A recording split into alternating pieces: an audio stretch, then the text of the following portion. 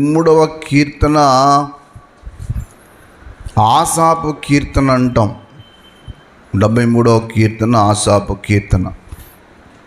ఆసాపు గారు చాలా భక్తిపరుడు, చాలా చక్కటి గాత్రము కలిగిన దేవుని మందిరములో ఒక ప్రధానమైన గాయకుడిగా మనం చూస్తూ ఉంటాం. దైవ సాన్నిధ్యములో ఒక ఉన్నతమైన స్థితిలో, మంచి భక్తి జీవితంలో, ప్రభు విషయంలో నమ్మకమైన భక్తిపరుడిగా మనం ఆయన చూస్తాం. దయచేసి మొదటి దినవృత్తాంతాల గ్రంథం 5వ అధ్యాయము ఒక పాట వ్యక్తి 19వ వచనం చూడండి. దినవృత్తాంతాల మొదటి గ్రంథం 15-19 చూడండి.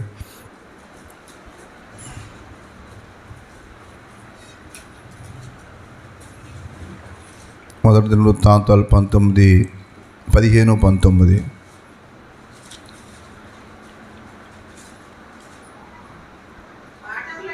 పాఠకులైన హేమానును ఆసాపును ఏతానును పంచలోహముల తాళములు వాయించుటకు నిర్ణయింపబడరు.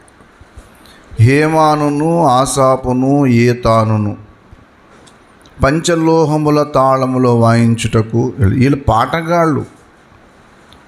అంతేకాదు తాళాలు వాయిద్యాలు వాయించే వ్యక్తులు కూడా. అలాగే 16వ అధ్యాయం 7వ వచనం కూడా చూడండి. దినవృత్తాంతాలు 16:7. ఆ దినమందు అమ్మ కొంచెం 5 కూడా చదువుతారా? 5 కూడా చదువుతారు. వారిలో ఆసాపు అధిపతి దేవుని మందిరములో దేవుని మందసమును తీసుకుని వచ్చి ఒక గుడారంలో వేయించిన తర్వాత అక్కడ స్తుతి ఆరాధన ప్రారంభించాడు దావీదు గారు. ఆ స్తుతి ఆరాధన ప్రారంభించినప్పుడు జరిగిన విషయం ఏంటంటే, అక్కడ స్తుతించి ఆరాధించి వాయిద్యాలు వాయించి ప్రభు సన్నిధిలో నమ్మకంగా దేవుని గణపరచడానికి ఏర్పాటు చేసిన వ్యక్తుల్లో ఆసాపు గారు ఒక వ్యక్తి. అందుకే మీరు ఆ 4వ వచనం దగ్గర చదివితే మీకు బాగా అర్థమవుతుంది. దినవృత్తాంతాల మొదటి గ్రంథము 16:4 చూడండి. మరియు అతడు యెహోవా మందసం ఎదుట సేవ చేయొచ్చు.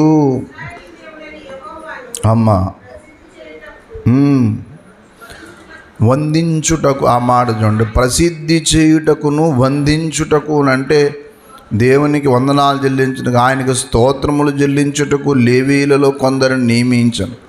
వారిలో ఆసాపు అధిపతి. ఆసాపు ఎవరమ్మా? అధిపతి, ఒక ఉన్నతమైన స్థానాన్ని పొందుకున్న వ్యక్తి. జకరియా అతని తర్వాత వాడు. యెహీయేలు, సెమీరామోతు, యెహీయేలు, మత్తిత్యా, ఏలియాబు, బెనాయా, ఒబేదుదేము. యెహీయేలును వారు స్వర మండలములను సితారాలను వాయించుటకై నియమింపబడి. ఆసాపు తాళములు వాయించేవాడు, అధిపతి, కానీ ఒక దీనుడు. విచిత్రం తెలుసా మీకు? ఒక అందరికంటే ఘనమైన వ్యక్తే కాకుండా తాళములు కూడా వాయించే వ్యక్తి. సాధారణంగా మనం ఒక స్థాయికి వచ్చిన తర్వాత కొన్ని వాయిద్యాలు వాయించడానికి ఇష్టపడం. కానీ మీకు ఒక అద్భుతం విషయం చెప్తాను, వినండి. ఏ స్థాయికి వెళ్ళినా ప్రభువును వందించుటకు, వందనాలు చెల్లించడానికి కానీ, ప్రభువును గణపరచడానికి కానీ, వాయిద్యములతో ప్రభువును గణపరచడానికి ఎప్పుడు సిగ్గుపడకూడదు. అధిపతి అయ్యుండి తాళాలు ఎందుకు వాయిస్తున్నారు అసలు? కానీ ఆయన దీనత్వం అక్కడ చూస్తాం. అలాగే 7వ వచనం కూడా చూడండి. ఆ దినమందు యెహోవాను స్తుతి చేయు ఏర్పరిచి దావీదు ఆసాపు చేతికిని వాని బంధువుల చేతికిని. అది విషయం. ప్రభువుని ఎలా స్తుతించారో ఆ తర్వాత మీరు గృహానికి వెళ్ళిన తర్వాత 16వ అధ్యాయం చదువుకోండి, మీకు అర్థమవుతుంది. అది ఆసాపు యొక్క ఒక ఉన్నతమైన విషయం. ఆసాపు ఒక గొప్ప ఒక స్థాయి కలిగిన వ్యక్తి. కాబట్టి మనం ఈ విషయాన్ని మీరు జాగ్రత్తగా చదివితే ఆసాపు గారు ఒక ఉన్నతమైన విషయంలో ఉంటుంది. అలాగే చూడండి, ఈయన నెహెమ్యా కాలంలో కూడా ఉంటాడు. ఈ ఆసాపు ఒకటో కాదో మనకు తెలియదు. అంటే ఆసాపు దినాల్లో ఒక ఆయన అంటాడు, చూడండి దయచేసి, నెహెమ్యా గ్రంథం 12వ అధ్యాయము 46వ వచనం చూడండి. నెహెమ్యా గ్రంథము 12:46.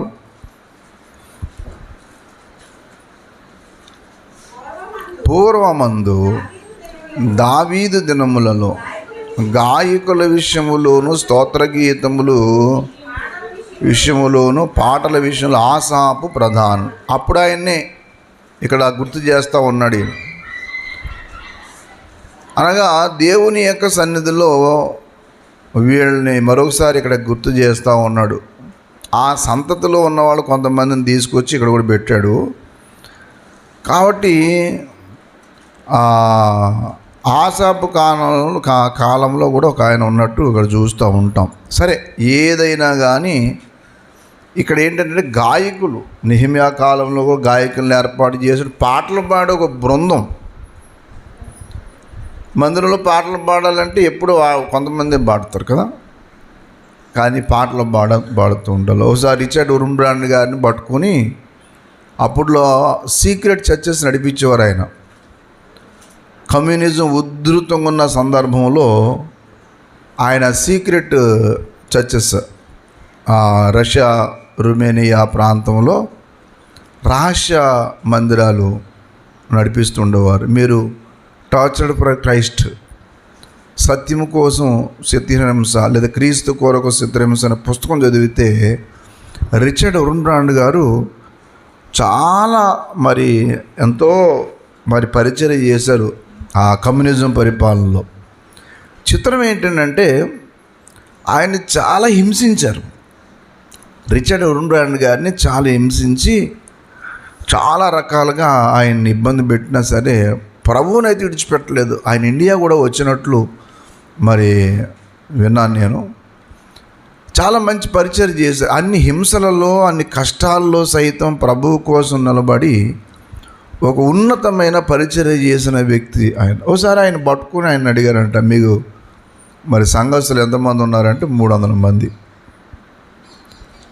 300 మంది పైన. అందులో పాటలు పాడేవాళ్ళు ఎంతమంది ఉన్నారంటే ఇంకో 300 మంది. సువార్త చేసేవాళ్ళు ఎంతమంది ఉన్నారంటే ఇంకో 300 మంది. ప్రార్థన చేసేవాళ్ళు ఎంతమంది ఉన్నారంటే ఇంకో 300 మంది. ఇలాగ 300 మంది ఎంతమంది అయ్యారు? పాటలు పాడేవాళ్ళు 300 మంది, సంఘంలో ఉన్నవాళ్ళు ఎంతమంది? 300 మంది. తర్వాత సువార్త చేసేవాళ్ళు 300 మంది, ప్రార్థన చేసేవాళ్ళు మొత్తం 4 3 1200. అంటే ఆయన అంట 1200 కాదండి, ఉన్నవాళ్ళే 300. ఆ 300 మంది పాటలు పాడతారు, ఆ 300 మంది ఏం చేస్తారు? సువార్త చేస్తారు, ఆ 300 మంది ప్రార్థన చేస్తారు, ఆ 300 మంది దేవుని కార్యాలు. దైవ సన్నిధికి వచ్చే ప్రతి వారు కూడా నేర్చుకోవాల్సిన విషయం ఏంటంటే దేవుని కొరకు ఏమి చేయడానికైనా సిగ్గుపడకూడదు. ఏం చేయడానికైనా సిగ్గుపడడానికి ఎప్పుడు మనం ఏమి నిరాశపడిపోకూడదు. కారణం ఏంటి తెలుసా మీకు? ఒక ఉన్నతమైన స్థాయిలో ఉండి ప్రభువుని గణపరిచిన వ్యక్తులు ఉన్నారు. అధిపతులు, అధికారులు, దేవుని హెచ్చించిన వాళ్ళు ఉన్నారు. ఇప్పుడు ఉదాహరణకి చాలామందికి యేసుప్రభువు అంటే తక్కువ వాళ్ళు దేవుడు అండి, ఆ దేవుడు మాకు వద్దండి అని అనుకుంటూ ఉంటారు కొంతమంది. అవివేకం. దేవుడికి తక్కువ ఎక్కువ అని ఏమి ఉండదు. దేవునికి తక్కువ స్థాయి ఎక్కువ స్థాయి అనేది ఏమి ఉండదు. ఎప్పుడూ కూడా గుర్తుపెట్టుకోవాల్సిన విషయం ఏంటనంటే ఆయన దొరకటమే ఒక గొప్ప భాగ్యం. క్రీస్తు ప్రభువు దొరకటమే ఒక గొప్ప భాగ్యం. ఈ లోకంలో అందరికీ యేసయ్య దొరకడు. చాలామంది ఏమనుకుంటుంటారంటే యేసు ప్రభువుని మేమైతే నమ్మము, ఆయన ఫారం దేవుడు, విదేశీ దేవుడు, లేకపోతే ఆ దేవుడు ఈ దేవుడు అని చెప్పి అనుకుంటూ ఉంటారు. ఫారెన్కో సూర్యుడు, ఇండియాకో సూర్యుడు ఉంటాడు ఏంటి? ఎక్కడైనా ఒకటే సూర్యుడు ఉంటాడు. ఈ సూర్యుడే ప్రస్తుతానికి మనకి వచ్చాడు. ఇప్పుడు ప్రస్తుతానికి అవతల కొన్ని కంట్రీస్కి చీకటి, నైట్ అవుతుంది ఇప్పుడు వాళ్ళకి. అలాగే చంద్రుడు, దేశానికో చంద్రుడు ఉండడు. అలాగే దేవుడు కూడా దేశానికి ఒక దేవుడు ఉండడు. కానీ ఇక్కడ మనం ఏం చేసామంటే కొంతమంది రాజులను పట్టుకుని దేవుడిని చేసాం, కొన్ని ఎవరో చెప్తే ఒక కల్పించిన కల్పిత గాథలను బట్టి మనం వాళ్ళని దేవుళ్ళు చేసుకుంటూ వచ్చాం. ఎవరో మొత్తం మీద కల్పించి జనాలకు కొంతమంది దేవుళ్ళు చేశారు. జనాలు వాళ్ళ గ్రిప్పులో పెట్టుకోవడానికి కొన్ని భయాలు పెట్టారు. అసలు విషయం వదిలేశారు. దేవుణ్ణి మర్చిపోయి ఇలాగా చేసి ఏం చేయారంటే జనాల యొక్క అమాయకత్వాన్ని, చదువులేనితనాన్ని ఏం చేశారంటే వాళ్ళు ఎన్కరేజ్ చేసుకున్నారు. అందుకే ఒకనొక దినమందు మనకి అందరూ చదువుకోవటానికి లేదు. చదువు కొన్ని వర్గాలకు మాత్రమే, ఆ చదువు కూడా ఆ వర్గాలే చదువుకోవాలి తప్ప మిగతా వాళ్ళందరూ బానిస పని చేయాలి. ఈ బానిసలుగా చూసే కొన్ని వర్గాలు ఉన్నాయి. మనుషుల్ని మనుషులుగా చూడకుండా బానిసలు, వాళ్ళు చదువుకోకూడదు, వాళ్ళు చదువుకుంటే మనకి ఎవడు పాలేరుతనం చేస్తారు అని ఈ దుర్మార్గమైన వ్యక్తులు కొంతమంది ఉన్నారు. అందుకే మీరు ఎప్పుడైనా సరే చూడండి, మీరు అన్యదా భావించకండి. కానీ చాలామంది ఈ ఉన్నతమైన వర్గాలు ఉంటాయి, ఉన్నత వర్గాలు ఉంటాయి, కొన్ని క్యాస్టులు ఉంటాయి. ఆ క్యాస్టులు చేసిన పని ఏంటంటే, ఉదాహరణకి ఈ పక్కన చౌదరిపేట ఉందనుకోండి, అంటే కమ్మోడిపేట, ఇక్కడి నుంచి పని చేసుకోవడానికి వెళ్ళిన మరి తల్లులు, ఇంట్లో యజమానులు వెళ్తారు. ఏమా మీ అబ్బాయి ఏం చేస్తున్నాడు, వాడు చదువుకుంటున్నాడా, అమ్మాయి చదువుతుందా అని అడిగినోడు ఎవడు ఉండడు. ఆ తర్వాత మళ్ళీ పాలేరు ఎవరు, ఇతని తర్వాత వాళ్ళ కొడుకు మళ్ళీ పాలేరు. అందుకు చదవనివ్వరు. వీళ్ళని చదివిస్తే మళ్ళీ మా దగ్గర ఎవడు పని చేస్తాడు, ఇంట్లో పని చేస్తుంది, పొలంలో పని చేస్తుంది ఆమె తర్వాత ఆమె కూతురు మళ్ళీ అక్కడ పని చేయాలి. అంతే తప్పిస్తే నువ్వు ఇదే పని చేస్తున్నావు, పిల్లలు కూడా అలా చేస్తే ఎలాగ నేను చదివిస్తాను, ఎలా ఇక్కడ పని చేస్తున్నా కదా నా పొలంలో, వాళ్ళు చదివించిన ఆయన ఎవడన్నా అన్నాడా? అలా అన్నవాడు ఉన్నాడా? ఒక్కడు అన్నావు. అలాగేమైందంటే ఈ వర్గాలు, కొన్ని వర్గాలు ఏం చేశాయంటే ఎప్పటికీ వీళ్ళని అలా బానిసలుగానే ఉంచాయి. సమాజాన్ని అబ్జర్వ్ చేయాలి. ఎందుకు మా జీవితాలు ఎలా ఉన్నాయి, వాళ్ళకి ఎందుకు ఈ పొలాలు ఆస్తులు ఉన్నాయి, మాకెందుకు లేవు అని కొన్నిసార్లు మనం అబ్జర్వ్ చేస్తూ ఉండాలి. వంశపారంపర్యంగా కొన్ని పొలాలు వస్తాయి. కొంతమంది ఏం చేస్తారు, అమాయకత్వంగా ఉన్న కొంతమందిని పొలాలు కొంతమంది లాగేసుకున్న వాళ్ళు కూడా ఉన్నారు. ఒకసారి దొడ్డుగుంట్లో పెద్ద ఆయన చెప్పాడు, నేను రోడ్డు మీద వస్తుంటే మాటల సందర్భంలో చెప్పాడు, అప్పుడులో మున్సిపల్ కరణాలు అనేవాళ్ళు ఉండేవారు. ఎప్పుడు దాకా ఉన్నారు వాళ్ళు తెలుసా? 1983, 84 వరకు ఉన్నారు వాళ్ళు, మున్సిపల్ కరణాలు అనేవాళ్ళు. ఈ మున్సిపల్ కరణాలు అనేవాళ్ళు ఏం చేసేవారు అని అంటే,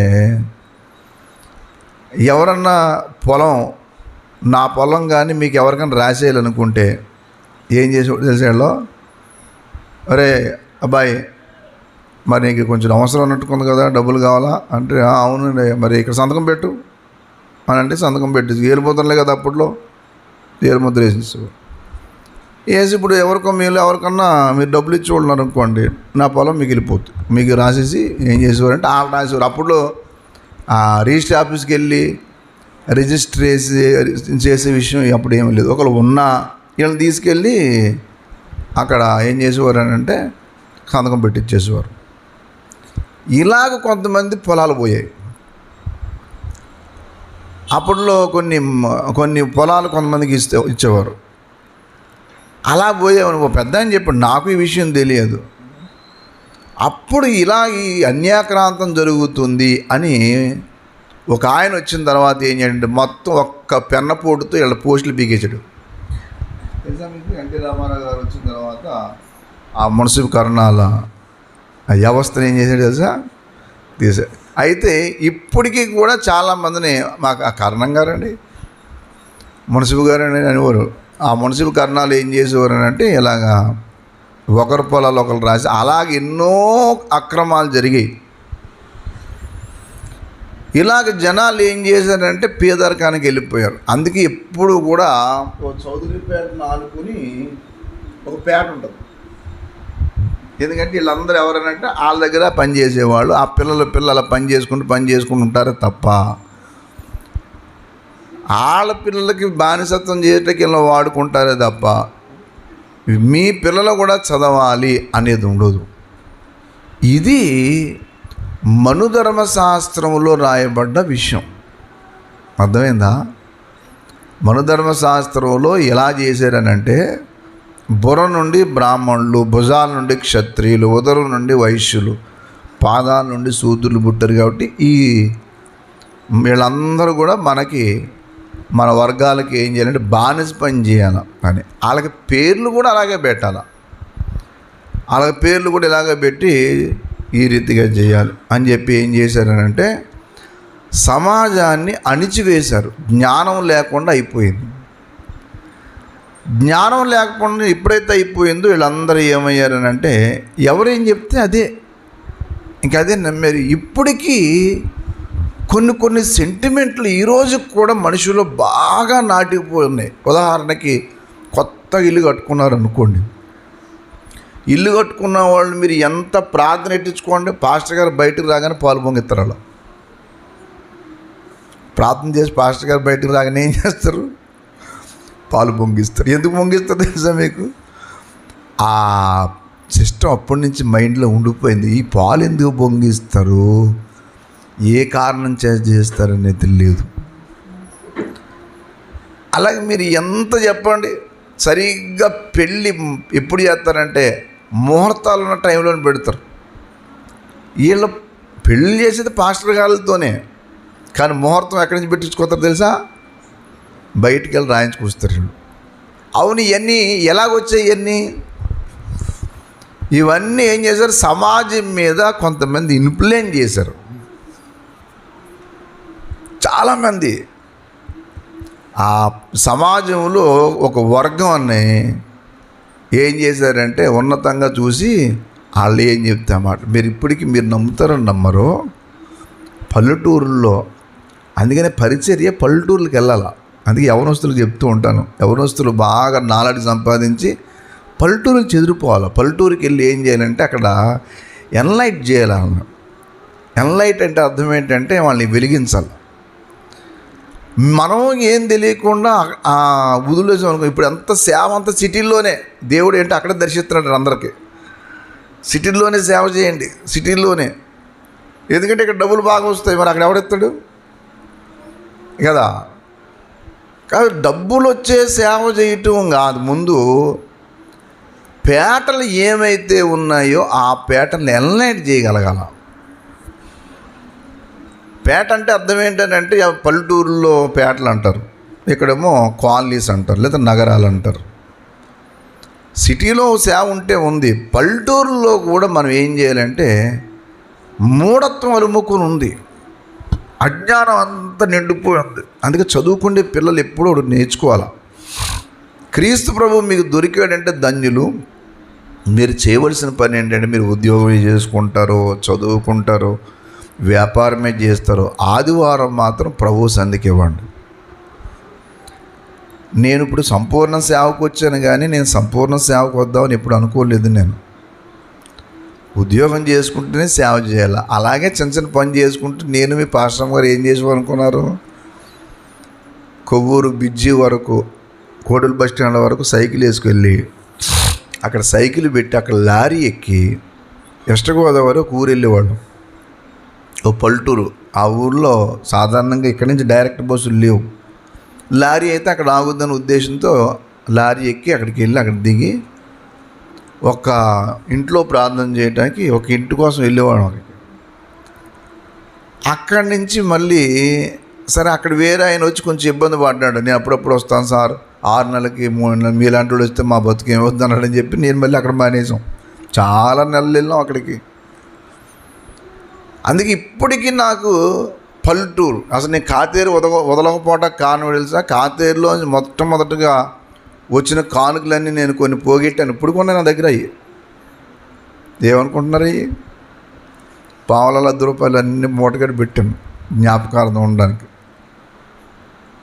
ఇప్పుడు ఉన్నాయి. అసలు కాతేరు చాలామంది అన్నారు, ఎందుకండి బాబు అక్కడికి వెళ్తారు, మీకు సరైనది ఏం ఉండదు, అక్కడికి ఏం సేవ చేస్తారు అని అంటే, నేను అక్కడ డబ్బుల కోసం వెళ్ళను. డబ్బుల కోసం వెళ్ళి పరిచర్య చేయాలనుకుంటే నేను వేరే చోట చేయొచ్చు, కానీ అక్కడ ఎన్లైట్ చేయాల. ఒక జనరేషన్ తర్వాత ఇంకో జనరేషన్ ఏమవ్వాలంటే, ఆ జనరేషన్ ఏదో అయిపోయింది, నెక్స్ట్ జనరేషన్ మళ్ళీ అలాగ అయిపోకూడదు. ఈ జనరేషన్ చదవాలి, ఒక స్థాయికి వెళ్ళాలంటే చేయాలి.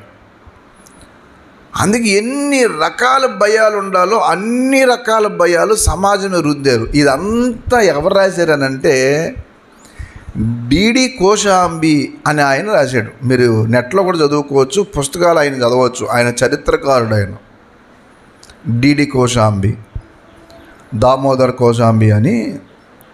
ఆయన ఇండియా చరిత్ర మీద చాలా రీసెర్చ్ చేశాడు. ఈ కుదుళ్ళు ఎలాగ వచ్చాయో, ఈ గ్రామాలకు కొన్ని పేర్లు ఎందుకు వచ్చాయో ఇన్ని కూడా చెప్పుకుంటూ నేను తర్వాత అదంతా చెప్తాను. కానీ మీకు ఎందుకు ఇదంతా చెప్తున్నానంటే, జ్ఞానం ఎప్పుడైతే మనకు లోపిస్తుందో అప్పుడు మనం ఏం చేస్తామంటే బానిసలం అయిపోతాం. సామెతల గ్రంథము 14వ అధ్యాయం 15వ వచనం చూడండి. సామెతల గ్రంథం 14వ అధ్యాయం 15వ వచనం చూడండి. జ్ఞానము లేనివాడు ప్రతి మాట నమ్మును. అది జ్ఞానము లేనివాడు ప్రతి మాట నమ్మును, వివేకి అయిన వాడు తన నడతలను బాగుగా.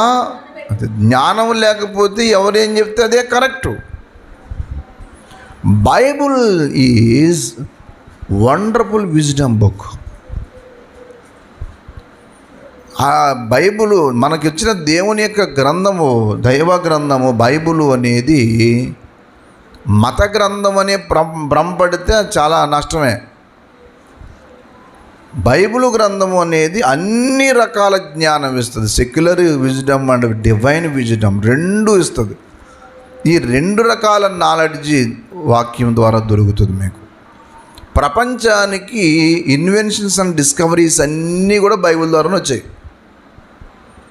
మీరు ఏదైనా బైబిల్ ద్వారానే, ఇటుక బట్టి కావచ్చు, రొట్టెల బేకరీ కావచ్చు, తాపి పని కావచ్చు, మీకు ఏదైనా సరే, ఆఖరికి డాక్యుమెంట్ రైటింగ్ కావచ్చు, ఆఖరికి మైల్ రాళ్ళు కావచ్చు. మీకు ఈ సైన్స్ అంతా నేను ఎప్పుడని చెప్తాను, ఎక్కడెక్కడ ఏ వచనాలు ఉన్నాయో మీకు అవి మీకు చూపిస్తా.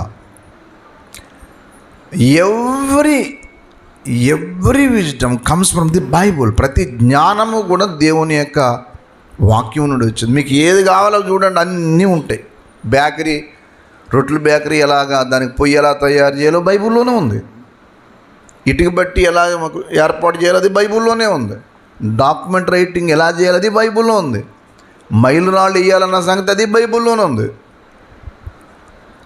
బైబిల్లో లేనిది ఏమి ఉండదు. కానీ జనాలు ఏం చేశారంటే, చదవక బైబిల్ అంటే ఏముందిలేండి అని చెప్పి ఎక్కడో మూలన పడతారు తీసుకెళ్ళి. బైబిల్ మూల పాడేసే పుస్తకం కాదు.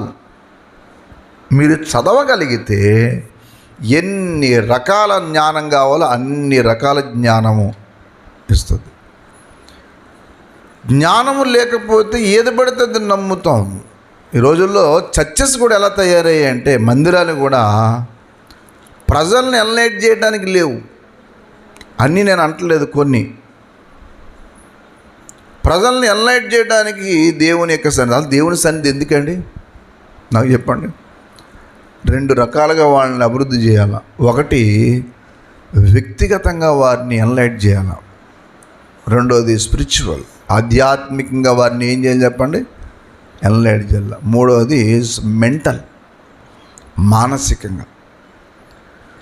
మానసిక స్థితి కొంతమందికి ఎలా ఉంటుందంటే, డబ్బులున్న వాళ్ళు సైతం ఆత్మహత్య చేసుకున్నారు. మొన్న ఒక ఆయన బ్రిడ్జి మీద కారు పెట్టి దూకే చచ్చిపోడు. అలాగే ఇక్కడ ఆనంద్ ఏజెన్సీ అని ఉంటుంది తెలుసా? ఆ ఆనంద్ ఏజెన్సీకి దానికి ఓనర్ ఒకసారి ఒకన టైంలో యానంలో వాళ్ళది మెయిన్ ఏంటంటే రీజెన్సీ ఫ్యాక్టరీ అని టైల్స్ ఫ్యాక్టరీ ఒకటి ఉండేది. ఎక్కడ యానాంలో. ఆ ఫ్యాక్టరీ సంబంధించింది ఈ ఆనంద్ ఏజెన్సీ. అలాంటిది ఇలాంటి ఆనంద్ ఏజెన్సీ యానాంలో కూడా ఒకటి ఉంది. దాని పేరు ఆనంద్ ఏజెన్సీ. దానికి సంబంధించిన మేనేజింగ్ డైరెక్టరు ఆ యానం బాలయోగ జిఎంసీ బాలయోగ వారధిలోంచి అందులో దూకి చనిపోయాడు ఆయన. అది పేపర్లో కూడా వచ్చింది. అవును, ఇంత డబ్బులు ఉన్న వాళ్ళు ఎందుకు చచ్చిపోతున్నారు? సాఫ్ట్వేర్ ఇంజనీర్లు ఆత్మహత్యలు చేసుకుంటున్నారు. చదువుకుంటే యవనస్తులు చదువుకోకపోతే బిల్డింగ్ల మీద దూకి చచ్చిపోతున్నారు. అవును, ఎందుకు ఇలా చేస్తున్నారు? ఇంత ప్రెజర్ ఎందుకు వస్తుంది వీళ్ళకి? మెంటల్గా ఎందుకు వచ్చింది వీళ్ళకి? అంత స్టేబుల్గా లేదా దాన్ని ఎదుర్కొనేంత ధైర్యం ఎందుకు లేదు వీళ్ళకి? అంటే ఏంటి తెలుసా మీకు? Physically maybe they are strengthen but mentally weak. మానసికంగా ఏంటి చెప్పండి? వీక్. ఏదైనా చిన్న సంఘటన జరగగానే ఇంకా మనసు అంతా వికలం చేసేసుకుని ఎవరితో మాట్లాడకుండా ఎక్కడికో వెళ్ళిపోయి ఏం తినకుండా ఎందుకు రా దానికి అంత. కొంతమంది ప్రేమించారని చెప్తారు. ఆ ప్రేమకి ఇలా కుదరకపోతే ఇంక చచ్చిపోతాం. ఏం చచ్చిపోవటం రా నాయన? అంత మెంటల్ వీకెట్ నాయనా. బైబిల్ నీకు అన్ని రకాల జ్ఞానం ఇస్తుంది. దేవునికి స్తోత్రం కలుగునుగాక. హల్లెలూయా. అందుకని ఈ 73వ కీర్తనలో నేను ఎందుకు ఇదంతా చెప్తున్నాను? 73వ కీర్తన చదివని తెలుసా మీకు? మానసికంగా ఎంత భక్తుడు కూడా కొంచెం కృంగాడు, అది విషయం. అర్థమైందా? ఇప్పుడు 73వ కీర్తనకి రండి.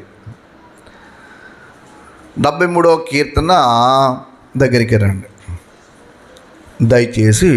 2వ మాట చూడండి. నా పాదములు జారుటకు కొంచెమే తప్పాను, నా అడుగులు జార సిద్ధమాయేను. చూసారా, నేను పడిపోవడానికి ఏమయ్యని చెప్పండి? కొంచెం. తర్వాత ఎందుకు నేను కూడా పడిపోదాం అనుకున్నాను, నేను కూడా జారిపోయేకి సిద్ధమైపోయాను, రెడీ అయిపోయిన ఆఖరికి. ఎందుకు రెడీ అయిపోయాడు తెలుసా మీకు?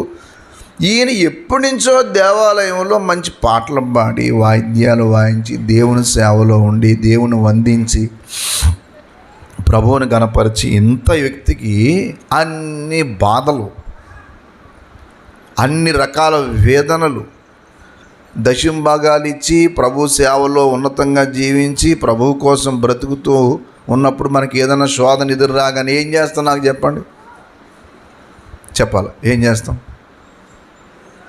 ఏంటోనండి, ఇంత చేస్తూ ఉన్నాను, దేవుడు కనీసం నా మీద ఏం లేదు, ఆయనకి జాలి లేదండి బాబు. నేను సేవకు తక్కువ చేశానా? దేవుని సేవకులకు తక్కువ చేశానా? మందిరాన్ని ఏం తక్కువ చేశానండి? ఇంత ప్రార్థన చేస్తున్నా కానీ కుటుంబంలో ఏ మేలు లేకుండా అయిపోతుంది, ఏదో అర్థం కావటం లేదండి. ఇలాగ నాకు ఒకదాని శోధన ఒక శోధన వెంబడి ఒకటి శోధన. పోనీ 1-2 రోజులు అనుకుంటే అలా కాదు, ఏని అనుకున్నంత నాకు ఏది జరగటం లేదు. ఇంకా భక్తి అంటారు కానీ, పాస్టర్ అయ్య గారు మీకు వందనాలండి, ప్రభు చిత్తమైతే అప్పుడప్పుడు వస్తాను, ప్రభు సాయం చేస్తే మీరు కూడా అప్పుడప్పుడు చేంజ్ చేయండి, ప్రార్థన చేయండి, మరి వందనాలు, మరి ఉంటానండి అని చెప్పి మనం చెప్పేసేంత స్థితికి వెళ్ళిపోతాం ఒక్కోసారి.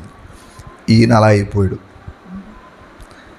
ఈయనకి ఏం జరిగిందని అంటే, కొంతమంది భక్తిహీనులు బాగున్నారట, అన్ని రకాలుగా వర్ధిల్తున్నారు వాళ్ళు. నాకేమో బాధలు వస్తున్నాయి. భక్తిహీనులేమో మంచిగా ఉండి భక్తిపరుడుగా ఉన్న నాకు కష్టాలు వస్తుంటే ఏం భక్తి చేస్తాం అనుకుని ఏం చేశాడనంటే, ఇంకా నా అడుగులు జార సిద్ధమైపోయి. ఎందుకు సిద్ధమయ్యో చెప్పాడు. 3 భక్తిహీనుల క్షేమము నా కంటబడినప్పుడు గర్వించు వారిని బట్టి నేను మత్సరపడి తిని, మరణమందు వారికి ఏమీ లేవమ్మా, ఒక్క అనారోగ్యం లేదు, హ్యాపీగా చచ్చిపోతున్నారు వాళ్ళు. నేనేమో బక్కచిక్కిపోయి ఎన్ని రకాల బాధలు అనుభవించి చచ్చిపోతున్నాను. నేను ఒకలే వీళ్ళకి చెప్పండి, ఒక్క అనారోగ్యం, లాగము, షుగరు, బీపీ, పక్కన ఆర్థిక ఇబ్బందులు, ఏంటి అన్నీ యేసుప్రభు నమ్ముకున్నా కానీ నాకేమీ లేదు. భక్తిహీనమో పుష్టిగా చూడండి ఆ మాట, వారు పుష్టిగా ఉన్నారు, ఇతరులకు కలుగు ఇబ్బందులు వారికి ఒక్క ఇబ్బంది లేదు. అసలు ఒక అనారోగ్యం కూడా లేదు. ఉందా? మనకి అన్ని రకాల బాధలు. పోనీ అలాగని చెప్పి ఏమన్నా దీనిలో అంటే అది కూడా కాదు. ఎంత గర్వము! కంఠహారం వల్లే చుట్టుకొనిచున్నది, వస్త్రం వల్లే బలత్కారము. పోనీ మంచి పనులు చేస్తారు, మళ్ళీ బలత్కారాలు. క్రొవ్వు చేత వారి కన్నులు, వారి హృదయాలోచనలు బయటికి ఎగతాళి చేయిచు, బలత్కారం చేత జరుగు కీడుని గూర్చి వారు ఏం చేస్తున్నారు? మేము గర్వం ఉండటమే కాదు, మాట్లాడటం కూడా అదే పనట. చాలా గర్వంగా మాట్లాడుతుంటారు. ఏమైనా పలకిస్తా ఏంటి? నేను ఏమన్నా ఏ దీనత్వం లేదు, ఏమీ లేదు. ఇన్ని రకం ఒకటి కాదు, అన్ని రకాలు ఉన్నాయి, ఇన్ని బాగున్నాయి. బయలు పైపెచ్చి దేవుడు కూడా అంటూ ఉంటారంట 11వ చరణం, దేవుడు ఎట్లు తెలుసుకొనును, తెలివి ఉన్నదా? అయ్య బాబు, ఎంత గర్వం పెరిగిపోయింది చూడండి. దేవుడు ఏంటండి, ఆయనకి ఏమన్నా తెలుసు అనుకుంటున్నారు? నాకు తెలుసంత, నేనే జ్ఞానవంతురాన్ని, జ్ఞానవంతుడను. దేవుడు అంటే ఏంటండి దేవుడు విషయంలో అని వీళ్ళు అనుకుంటూ ఉంటారట. అదే కాదు 12, ఇదిగో ఇటువారు భక్తిహీనులు, నిశ్చింత గలవారై. అంటే ఏం కాదు, డబ్బు పోగొట్టుకుందాం, ఎలాగో మొత్తం దాచుకోవడమే కదా. ప్రస్తుతానికి రాజకీయం అంతా ఏంటి చెప్పండి? దాచేసుకోవటం. మిగతా ప్రజలు వాళ్ళ సవాలు చేస్తారు, మనకెందుకని చెప్పండి. ఏదో మనం అధికారం రాకముందు మాత్రం గొంతు తెచ్చుకొని, బుర్ర ఊపుకొని, చేతులు ఊపుకొని ఎన్నని చెప్తాం. అధికారులకు వచ్చిన తర్వాత ఎవరి సంగతి మనకెందుకు అసలు. అధికారం రాకముందు మాత్రం ఇంకా చూడండి, మొత్తం గొడ్లు ఎక్కుని ఒక ఆయన అది ఎగిరాడు. ఒక ఆయన అంటాడు, అధికారం రాకముందు అసలు ఈ రాష్ట్రంలో ఆడపిల్లలు భద్రత లేకుండా పోయింది. అసలు ఎప్పుడంటే అధికారులు రాకముందు ఆడపిల్లలందరూ ఎంత దారుణంగా జరుగుతుంది. మేము వచ్చిన తర్వాత ఒక్కొక్క ఆడపిల్లకి పోలీసుని ఎడతానన్నాడు. మరి ఎంతమంది ఆడపిల్లలు ఎడతా అంటే అలా మాట్లాడాడు. ఇప్పుడు అంటాడు ప్రతి ఆడపిల్లకి రక్షణ కల్పించలేం. అంటే అర్థం ఏంటి చెప్పండి? అధికారులు రాకముందు ఏం చేయాలా? మనం ఏ సోదన చెప్పాలి, అధికారానికి వచ్చిన తర్వాత ఏ మాటన్నా మార్చాలి.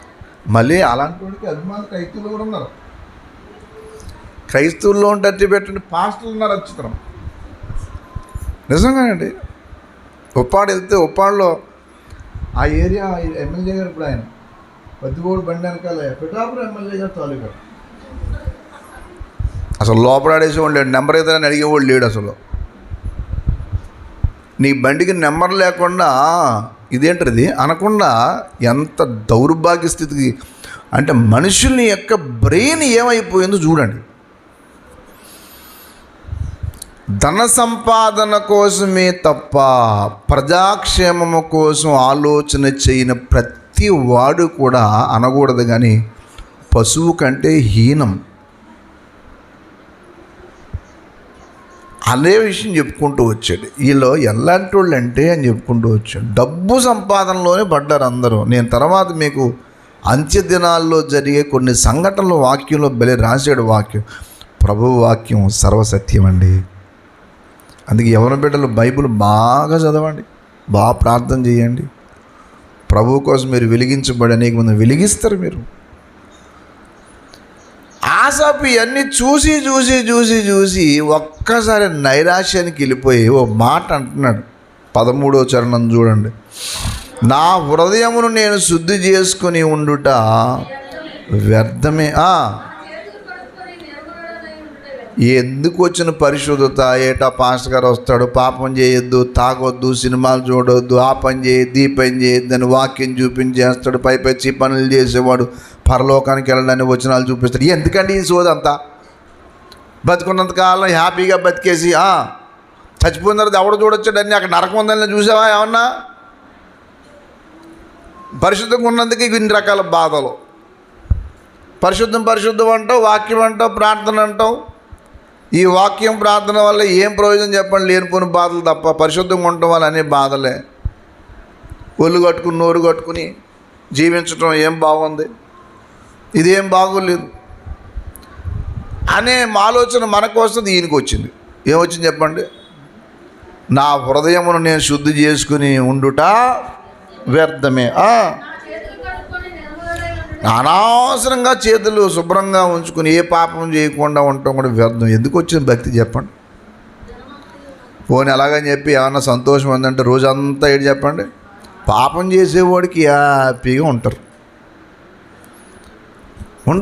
బైబిల్లో ఉంది ఆ మాట. తప్పు చేసేవాడు ఎందుకు తప్పులు చేస్తాడంటే, తప్పు చేసేవాడు కొన్ని రోజులు నేను హ్యాపీగా ఉంటాడని మాట అన్నందుకు మీరు అక్కడ ఆగిపోయి, అమ్మయ్యా అయితే ఏ పాపం చేసినా సంతోషంగా ఉంటానన్నమాట, అయితే చాలా హ్యాపీ కాబట్టి ఏ పాపం చేసినా పర్లేదు అని. పాపం చేసేవాడు సంతోషంగానే ఉంటాడు, హ్యాపీగానే ఉంటాడు. ఏ సమస్య రాదు, ఏ శిక్ష రాదు అని అన్నానే కానీ ఎప్పుడు దాకా రాదు అని చెప్పలేదు మీకు. హ్యాపీగా ఉంటారు, సంతోషంగా ఉంటారు అని అంటే ఎప్పుడు దాకా ఉంటారండి అనే ప్రశ్న రావాలి మీకు వెంటనే. చాలామంది భ్రమ అదే. చూడండి ప్రసంగి గ్రంథము 8వ అధ్యాయం 11వ వచనం చూడండి. ప్రసంగి గ్రంథము 8వ అధ్యాయము 11వ వచనం. దుష్క్రియకు తగిన శిక్ష శీఘ్రముగా అంటే వెంటనే కలగకపోవట చూచి మనుషులు భయము విడిచి హృదయపూర్వకంగా ఏం చేస్తారమ్మా? చదువు తల్లి. అక్కడ ఏమన్నాడు చెప్పండి? దుష్క్రియకు తగిన శిక్ష శీఘ్రముగా కలగకపోవట చూచి మనుషులు ఏం చేస్తారంటే భయం విడిచిపెట్టి హృదయపూర్వకంగా, అంటే ఏం పర్లేదు, ఇన్ని రోజులు వ్యభిచారం చేస్తున్నాను, దొంగతనాలు చేస్తున్నాను, ఇలాంటి దుర్మార్గ పనులు చేస్తున్నాను, ఏమో అందరూ చెప్తారు హ్యాపీగా ఉంటాం, ఏం పర్లేదు అనుకున్నా, ఏం పర్లేదు అని చేసి దుర్మార్గంగా జీవించిన వాళ్ళు ఎలాగుంటారో తర్వాత చెప్పాడు. ఆ 11లో ఆగిపోతే మనకి ఏమనిపించదు అంటే, అవును కదా శీఘ్రంగా శిక్ష రాదు కదా, అందుకని పాపం చేస్తారు కదా అని. కానీ అక్కడ మాట చెప్పాడు. ఇప్పుడు చదువు తల్లి. పాపాత్మలు 100 మార్లు దుష్కార్యము చేసి, అందుకని పాపి చిరాయువు అన్నారు. పాపి చిరాయువు అనే మాట ఇక్కడి నుంచి వచ్చింది, అర్థమైందా? పాపి చిరాయువు అంటే ఎక్కువ కాలం బతికేస్తాడని. కానీ ఎలా బతుకుతాడో చూడండి చెప్పాడు. దీర్ఘాయుష్మంతులైనను దేవుని యందు భయభక్తులు కలిగి ఆయన సన్నిధికి భయపడేవారు. ఇప్పుడు నాకు చెప్పండి, ఎక్కువ కాలం బతుకుతారు కానీ క్షేమంగా బ్రతకరు. అది విషయం, అర్థమైందా? ఇందాక నేను చెప్పిన దానికి రివర్స్ చెప్పాడు. ఇప్పుడు ఎక్కువ కాలం బ్రతుకుతారు కానీ మీరు నమ్మండి, దినదిన గండము. చచ్చిపోదామంటే చావు రాదు, బ్రతుకుదామంటే సరైన బ్రతుకుండదు. ఏదో ఒక మానసికంగా శారీరకంగా ఏదో ఒక అటాక్ అవుతూనే ఉంటుంది. నిజం. అలాగా అని చెప్పేసి క్షేమంగా ఉండిపోతారని 73వ కీర్తనలో కూడా చెప్పలేదు. అలాగ అనుకున్నాడట, నేను శుద్ధిగా ఉండటం వేస్టు, శుభ్రంగాను పరిశుద్ధంగాను దేవునికి నమ్మకంగా ఉండటం వల్ల నిష్ప్రయోజనం అని అనుకుని ఎందుకన్నా మంచిదని చెప్పి ఒక్కసారి లాస్ట్ మినిట్ దేవుని సంధికి వెళ్ళి చిన్న ప్రార్థన చేసుకుని వద్దామని చెప్పి ప్రభు సంధికి వెళ్ళాడు. చూడండి 16వ వచనం, 73వ కీర్తన 16వ చరణం. ఆయనను దీన్ని తెలుసుకొనవలెనని ఆలోచించినప్పుడు నేను దేవుని పరిశుద్ధ స్థలంలోనికి పోయి వారి అంతమును గూర్చి ధ్యానించే వరకు ఆ సంగతి నాకు ఎలాగుంది? అసలు ఏంటి ప్రభువా, భక్తిగా ఉన్న వాళ్ళేమో ఇన్ని బాధలు పడుతున్నారు, యథార్థంగా నీ కోసం బ్రతికే వాళ్ళేమో ఇన్ని రకాల సమస్యలు ఎదుర్కొంటున్నారు, అనేక రకాల బాధలు వస్తున్నాయి. నేను కూడా నీ సందులో పాటలు పాడుతూ నేను గణపరుస్తూ నీ కోసం జీవిస్తుంటే నాకు ఎక్కడ లేని బాధలు. నాకేం కాదు, భక్తికి ఉన్న వాళ్ళు ఎవరు చూసినా సరే ఏదో బాధలు పడుతూనే ఉన్నారు. వాళ్ళు ఒక్క అన్యాయం చేసి ఎరగరు, ఎవరిని ఏమని అని కూడా ఎరగరు. ఒకవేళ ప్రార్థనలో వాక్యమో సరిగ్గా చేయకపోయారు. కానీ ఎవరికి అన్యాయం చేయాలి, బతుకేది బతుకుంటే నమ్మకంగా జీవిస్తే ఏంటి బాధలు? నాకేంటి ఇష్టం లేదు ప్రభా, నాకు కూడా కష్టంగా ఉంది ఇదంతా కూడా, నేను అందుకే నాకు కూడదు అనుకుంటున్నా, రేపటి నుంచి నీకు వందనాలు చెప్పేసి లోకంలోకి వెళ్ళిపోతాను ప్రభా అని వెళ్ళి ప్రార్థన చేసుకుంటున్నాడట. అంటే చివరి ఆదివారం వెళ్ళాడు అన్నమాట. ఇంకా ఏంటి చెప్పండి, లాస్ట్ ఆదివారం వెళ్ళాడు. ఆదివారం వెళ్ళిన ఆయన మరి పాటలు పాడి ఈ ఆదివారంతో రేపటి నుంచి నేను వాయించే వాయిద్యాలను పక్కనెట్టేసి తాళం వేసి నీకు వందనాలు చెప్పేసి వెళ్ళిపోదాం అనుకుంటున్నాను అని చెప్పి, ఏంటి ప్రభు నన్ను ఇంకా దయచేసి నన్ను ఇంకా బలవంతం చేయొద్దు, నేను ఇంక నీ సందులో పాటలు పాడలేను, నీ సందుకు వచ్చి నేను ఆరాధన చేయలేను, నేను చేయను. ఇంకా భక్తిహీనమో బాగున్నప్పుడు నాకు ఇలాంటి బాధలు వస్తే నాకు ఎందుకు వచ్చిన భక్తి ఇది? ఇలాంటి భక్తి నేను చేసి ఏం ప్రయోజనం? వద్దు, నీకు నమస్కారం ప్రభువా, వందనాలు నాయనోయ్ అని చెప్పేసి వెళ్ళిపోదామని ప్రార్థన చేస్తూ చేస్తూ చేస్తూ ఉన్నప్పుడు ఆల్ ఆఫ్ సడన్గా ఒక మాట, దేవుని యొక్క మాట మాట్లాడుతున్నాడు. ఆలోచన వచ్చింది దీనికి వెంటనే. 18వ చరణం నేను చూడండి. ఇప్పుడు నీవు వారిని కాలు జారు చోటనే వారు నశించినట్లు పడవీచున్న క్షణమాత్రములోనే. ఇప్పుడు చెప్పండి, ఎంత క్షణం అంటే? నిమిషం అండి. అంటే జస్ట్ ఇలాగా ఇంతకాలం ఏదో బాగున్నారు అనుకున్నాడు, ఆల్ ఆఫ్ సడన్ టవేలు మరి అయిపోతాడు. ఇది ఏంటో జరిగింది అంటే మరి అలా ఉంటుంది దేవుడి అటాక్. భక్తిపరుడికి కొన్ని కష్ట పరిస్థితులు ఎదురొచ్చినా కానీ ఆ కష్ట పరిస్థితులు రావడానికి కొన్ని రీజన్లు ఉంటాయి. కానీ భక్తిహీనులకి ఏ కష్టం రాకపోయినా వాళ్ళేమనుకుంటారంటే భక్తి భక్తి భక్తి భక్తి అనుకునే వాళ్ళ బాధలు పడుతున్నారు, నేను ఇంత దుర్మార్గంగా హ్యాపీగా ఉన్నాను, పిచ్చోళ్ళు వాళ్ళు అని వాళ్ళు అనుకుంటూ ఉంటే దేవుడు నవ్వి అనుకుంటాడట, ఓరి పిచ్చి మొహోడా, నా భక్తుడు ఎప్పుడు పిచ్చోడు కదరా నాయన, ఆ ఎన్ని బాధలున్నా సరే నా కోసం నిలబడ్డాడంటే జ్ఞానవంతుడు. దేవునికి స్తోత్రం. వీళ్ళ సంగతి చెప్తే దేవుడు ఏం చేస్తాడు, నిమిషంలో మొత్తం ఆల్ ఆఫ్ సడన్గా జరిగిపోతూ ఉంటాయి. ఇప్పుడు ఏమయ్యాడంటే వెంటనే రియలైజేషన్ అవి ఇప్పుడు రివర్స్ రాస్తున్నాడు. ఇందాక వరకనేమో నేను శుద్ధిగా ఉండను, నేను భక్తిగా ఉండను, నాకు వద్దు బాబు ఈ భక్తి అన్నవాడు ఏం మాట్లాడుతున్నాడు చూడండి. 20 వచ్చిన దగ్గర నుంచి, మేలుకొన్నవాడు తాను కన్న కల మర్చిపోనట్లు ప్రభువా నువ్వు మేలుకొని వారు బ్రతుకును తృణీకరింతు వారి, నా హృదయం ఏమైంది, నా అంతరింద్రియములు వ్యాకులపడి నేను తెలివిలేని నీ సన్నిధిని ఏంటి ఇలాంటి ఆలోచన చేశానేంటి, నేను భక్తిని క్షేమంగా ఉంటారనుకుంటున్నాను, భక్తిపరుడు బాధపడతాడు అనుకోండి, ఇలాంటి దుర్మార్గం ఆలోచనలు వచ్చేటి నేను చాలా పశువులాగా ఆలోచన చేశాను నాయన,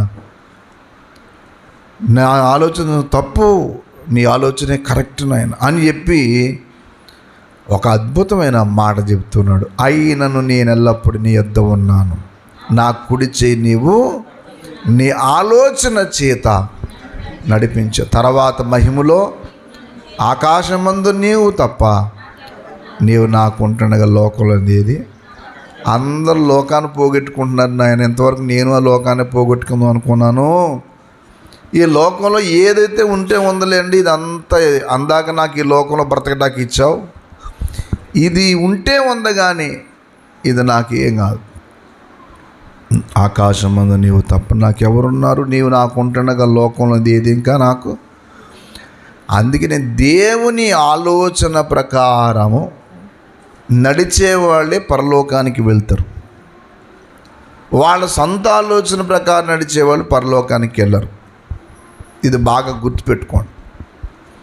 భక్తి జీవితానికి వచ్చిన మీరు నేర్చుకోవలసిన ప్రప్రథ విషయం ఏంటనంటే, మన ఆలోచనలో చూస్తే లోకంలో ఉన్నాయన్నీ కూడా మంచి, మనమే బాధపడుతున్నా అనిపిస్తుంది.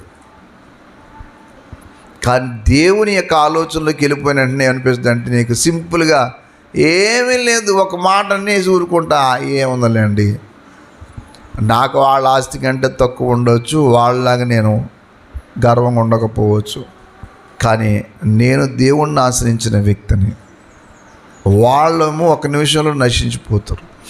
నిన్న మొన్నటిదాకా బాగున్నారు కదండి అంటే మరి అంతే, మరి ఈరోజు ఏమయ్యారంటే ఏమో కనబడరు,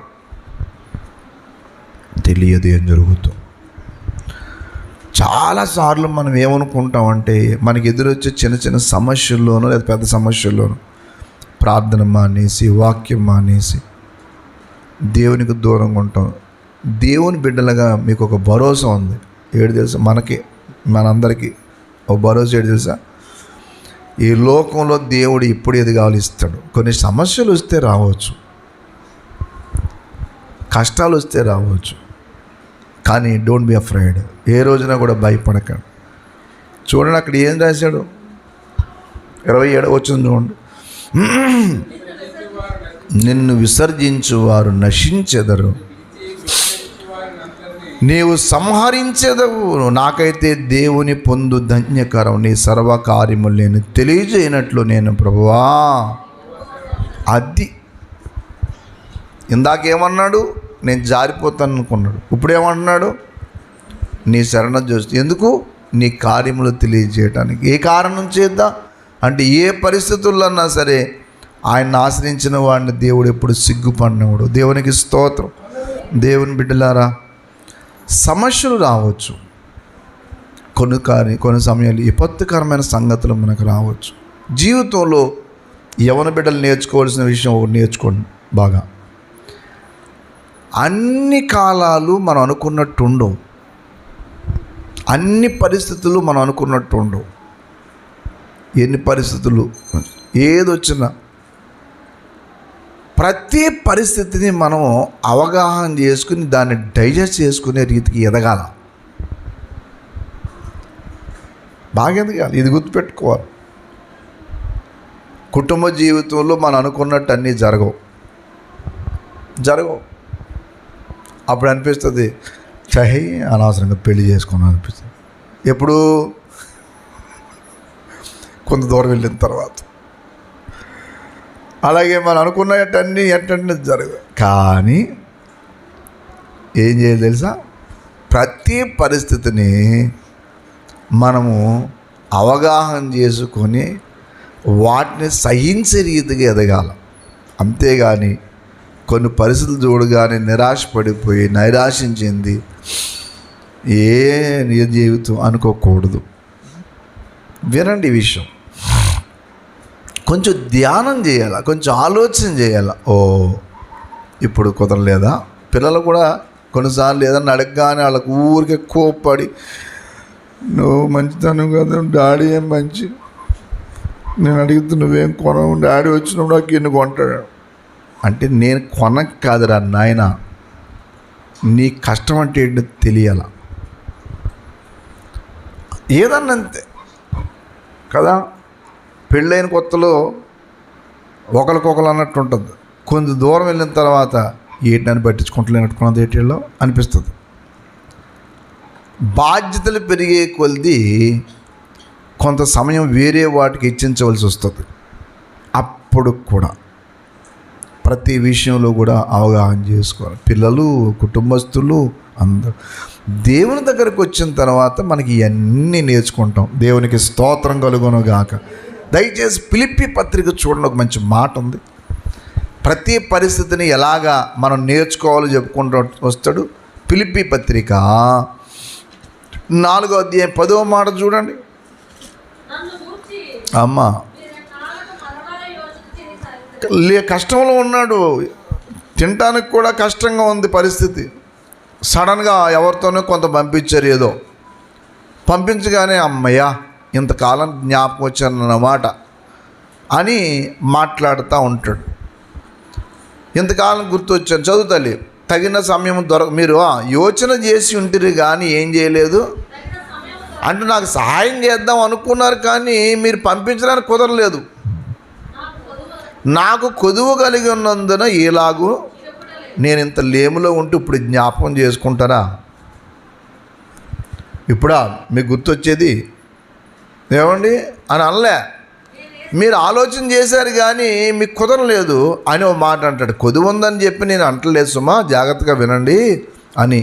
నేను ఏ స్థితిలో ఉన్నాను ఆ స్థితిలో, అబ్బాబ్బా ఏమన్నాడు చెప్పండి, ఏ స్థితిలో ఉన్నాను ఆ స్థితిలో సంతృప్తి కలిగి ఉండ.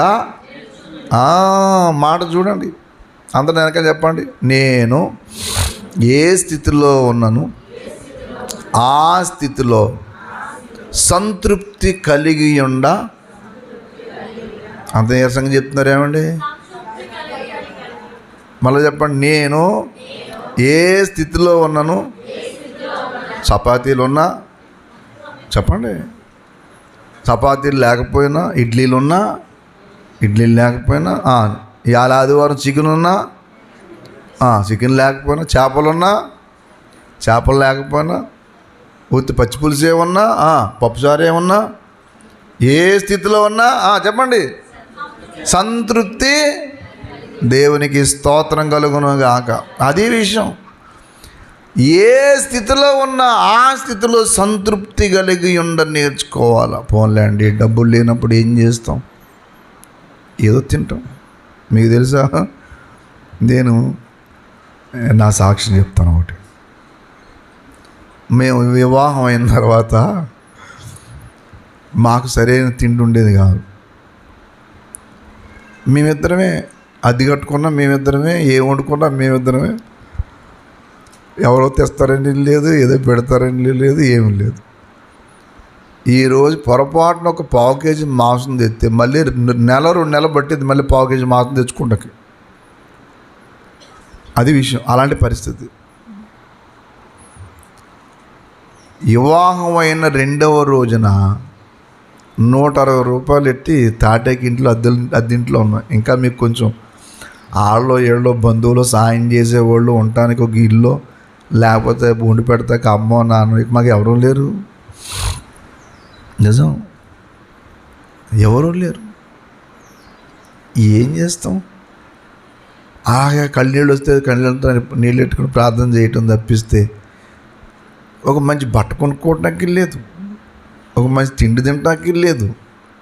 ఎవరన్నా భోజనం పెడితే అమ్మయ్య ఇవాళ మంచి కూర దొరికిందన్న మాట అయితే అది పరిస్థితి. కానీ మీకు తెలుసో తెలియదు, ఎన్ని పరిస్థితులు ఉన్నా దేవుడి మీద ఏనాడు సనగలేదు, ఒకరి మీద ఒకరు ఎప్పుడు సణుక్కోలేదు మేము. ఇప్పుడు ఈ మాటే, ఏ స్థితిలో ఉన్నా ఆ స్థితిలో సంతృప్తి కలిగి ఉన్నాడు. జీవితంలో ఇది నేర్చుకోండి. ఏ పరిస్థితి అన్నా కావచ్చు. అవునా, ఇప్పుడు ఈ పరిస్థితి వచ్చిందా, ఏం పర్లే. ఈ పరిస్థితి ఉందా, సరే ఎవరికి ఏం చెప్తాం? ఎవరికైనా చెప్తే ఏమనుకుంటారు? ఎవరన్నా అడుగుదామంటే ఎవరు ఇస్తారు? ఓ రోజు ఏం జరిగింది తెలుసా? ఓ రోజు మీ పాస్టర్ గారికి జ్వరం వచ్చింది. అప్పుడు పెద్ద పాప సునీత, పాలు తాగే పిల్ల. ఈ జ్వరంలో పిల్లకి పాలు లేవు. సరిగ్గా రాత్రి 12:30 1 గంటకి లేచి విపరీతంగా ఏడుస్తుంది. ఓ పక్కన ఏమి చూస్తామో ఒళ్ళు కాలిపోతున్నప్పుడు అప్పుడు ఒక ఇంట్లో అద్దెకుండేవాడు గాంధీపురంలో ఉమెన్స్ కాలేజ్ ప్రక్కన. ఆమెను ఇలా చెయ్యేస్తే వణికేస్తూ మూలిగేస్తుంది. ఏం చేయాలి నాకు అర్థం కావట్లేదు. ఓ పక్కన పిల్ల ఏడుస్తుంది, ఎత్తుకుంటున్నాను, ఊరిపోబెడుతున్నాను, బలవంతంగా మంచిని బిడ్డేస్తాను, గెంటేస్తుంది. ఏం చేయాలో అర్థం కాదు. ఓ పక్కన నా పరిస్థితి చూస్తే ఏం అర్థం కాని విషయం. అప్పటికప్పుడు వెళ్ళి ఏం తెద్దామంటే రూపాయి లేదు. నిజం,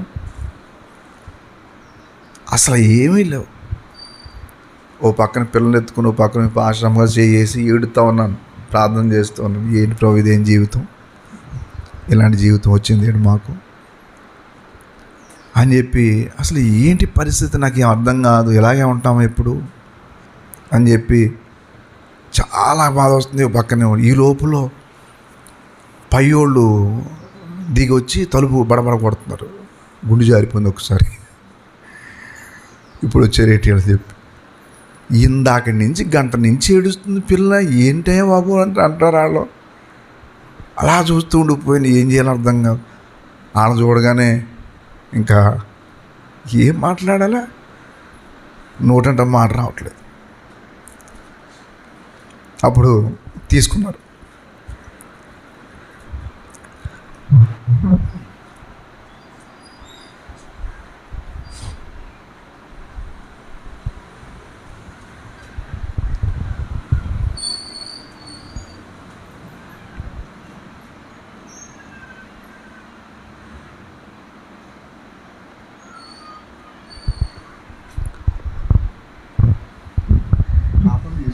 ఇప్పుడు వాళ్ళ దగ్గర పాలు ఉంటే పాలు పట్టారు, వాళ్ళ దగ్గరే పడుకుంది.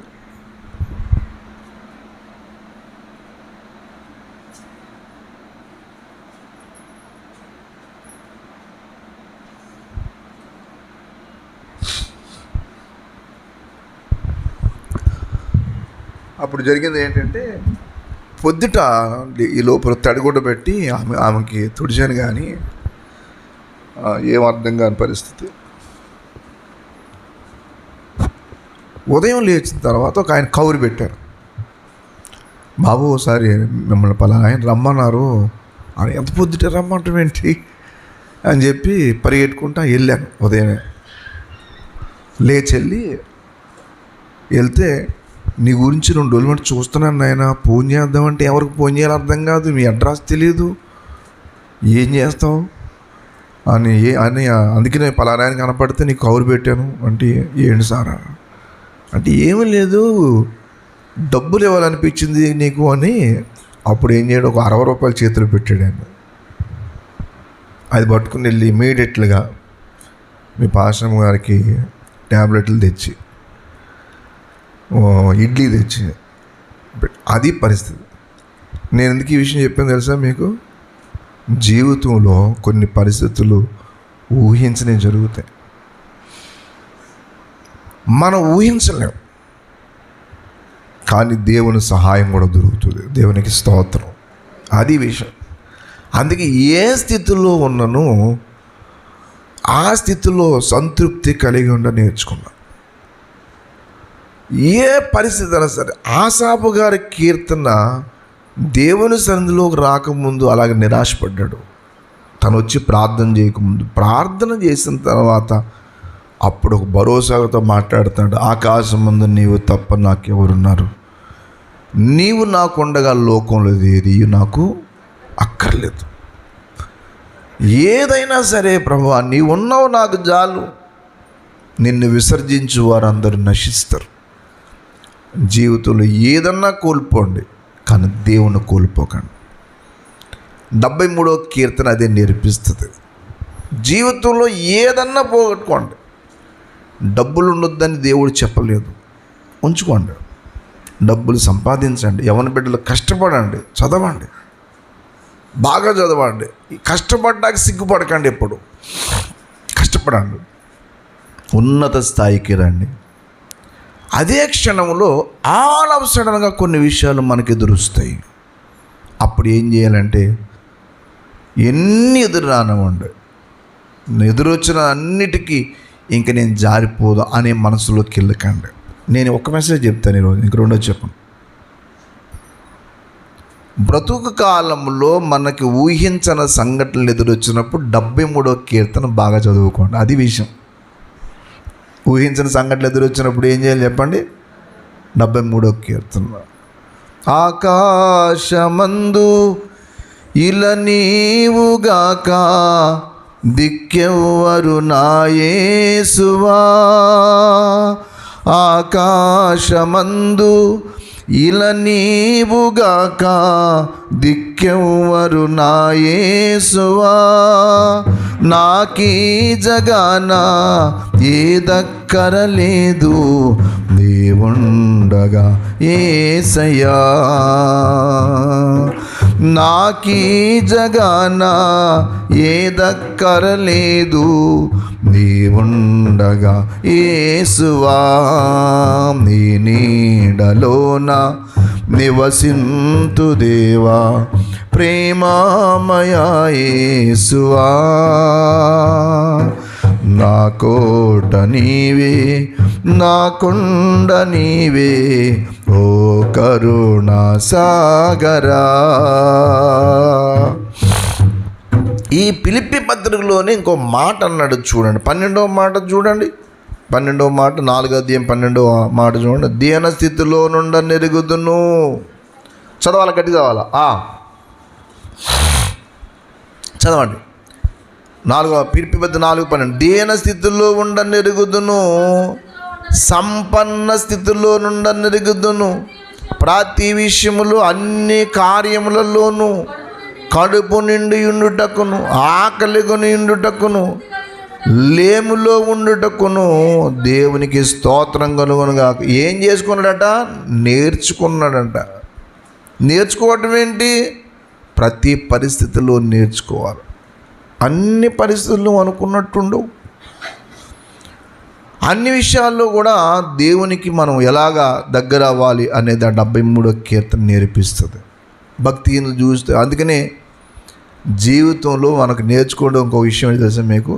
ప్రతి పరిస్థితుల్లో ఎలా ఉండాలి నేర్చుకోవాలి. రెండవది, వేరే వాళ్ళని చూసి నువ్వు అలాగ ఉండాలని ఎప్పుడు అనుకోకు. వాళ్ళు కొన్నారు కాబట్టి నేను కొనుక్కోవాలి, వాళ్ళు ధరించుకున్నారు కాబట్టి నేను ధరించుకోవాలి, వాళ్ళు ఇది కలిగి ఉన్నారు కాబట్టి నాకు ఇది ఇట్లాంటిది ఎప్పుడు నేర్చుకోవద్దు. పొరపాటున కంపారిజన్ అనేది ఎప్పుడు నేర్చుకోవద్దు. బ్రతుకుల్లో కంపారిజన్ లైఫ్ ఉండకూడదు. తెలుసా మీకు? కంపారిజన్గా చేసుకున్నామంటే అప్పుల పాలైపోవటమే కాదు, లేనిపోని సమస్యలన్నీ తీసుకొచ్చుకుంటావు. నిజం. ఆ ఇంట్లో పెద్ద టీవీ ఉంది, నాకు బుల్ టీవీ ఉంది. మా ఇంట్లో టీవీ కొన్ని నెలల బట్టి పని చేయట్లేదు. ఏమైందో బాగా చేయించడానికి కుదరట్లేదు. నాకు ఎవరో తెలిసిన వాళ్ళు ఉంటుంది బాగా చేస్తారేమో అనుకుంటున్నాను. అది చిన్న బుల్లి టీవీ ఉంటుంది, అందుకు అది పోయింది. కొన్ని నెలల బట్టి న్యూస్ కూడా చూడటానికి లేదు.